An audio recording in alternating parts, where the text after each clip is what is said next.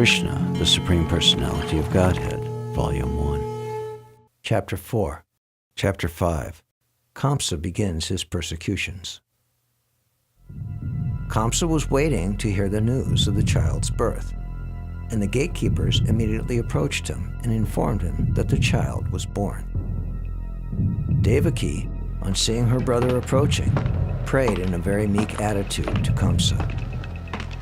"You have been advised by demoniac friends to kill my children, but now I beg you to excuse this girl. Let her live as my daughter." Kamsa was so cruel, he forcibly grabbed the newborn child to rebuke his sister and attempted to dash her on the stone mercilessly. But immediately the child slipped out of his hands, went up in the sky, and appeared with 8 arms as the younger sister of Vishnu. The goddess addressed Kamsa. "You rascal, how can you kill me? The child who will kill you is already born before me somewhere within this world." After hearing these words, Kamsa became very much overwhelmed with fear. "I have committed so many sins by killing the children of my sister. My dear sister Devaki and brother-in-law Vasudeva, kindly excuse the atrocities I have committed against you. I am very poor-hearted, and you are so great-hearted, so take compassion upon me and excuse me." But the next day, Kamsa called all his counselors together and narrated to them all the incidents that had happened the night before.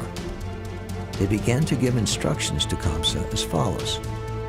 "Dear sir, let us now make arrangements to kill all children who were born within the last 10 days in all towns, countries, villages, and pasturing grounds." Thus being advised by the demoniac ministers, Kamsa decided to persecute the brāhmanas and Vaisnavas. Although Krishna was the real son of Vasudeva and Devaki, because of Kamsa's atrocious activities, Vasudeva could not enjoy the birth ceremony of his son.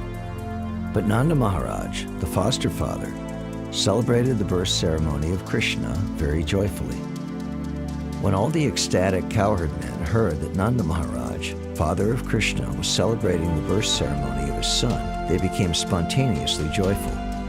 All the cowherd women became overwhelmed with joy, and they also dressed themselves with various kinds of costly garments and ornaments and smeared scented cosmetics on their bodies. Nanda Mahārāja had no knowledge that this child was the origin of Vishnu, but he was praying to Lord Vishnu to protect him. After the birth ceremony, Nanda Mahārāja decided to go to Mathura to pay the annual tax to the government of Kamsa.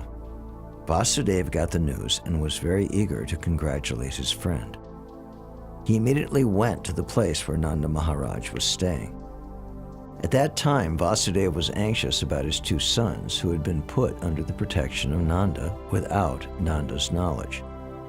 With great anxiety, Vasudeva then addressed him. "My dear brother, you were old enough and very anxious to beget a son, and yet you had none. Now, by the grace of the Lord, you are fortunate to have a very nice son." Vasudeva was feeling his separation, but he could not express the real fact. "Please tell me about the welfare of Vrindaban," he said. This inquiry was made by Vasudeva because he was very anxious about Krishna's safety. He knew that Kamsa and his followers were trying to kill Krishna by sending various kinds of demons. They had already resolved that all children born within 10 days of the birthday of Krishna should be killed. On hearing this, Nanda Mahārāja replied, "My dear Vasudeva, I know that you are very much aggrieved because the cruel King Kamsa has killed all your sons born of Devaki. Although the last child was a daughter, Kamsa could not kill her, and she has entered into the celestial planets."